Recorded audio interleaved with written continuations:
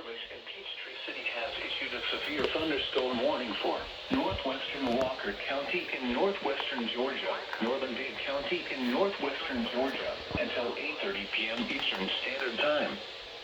At 8:04 p.m. Eastern Standard Time, a severe thunderstorm was located over Long Island, or near Bridgeport, moving east at 45 miles per hour.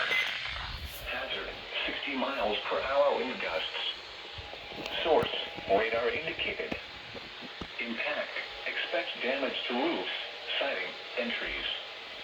Locations impacted include Chattanooga, Trenton, Fort Oglethorpe, Rossville, Chickamauga, Lookout Mountain, Lakeview, Coal City, Wildwood, Fairview, Stephenville, Chattanooga Valley, New England, Morganville, Crooker, and East Ridge.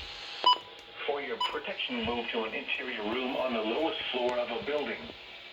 If you see wind damage, hail, or flooding, wait until the storm has passed, and then call the National Weather Service toll-free at 1-866-7-634-4666 or tweet us your report at NWS Atlanta.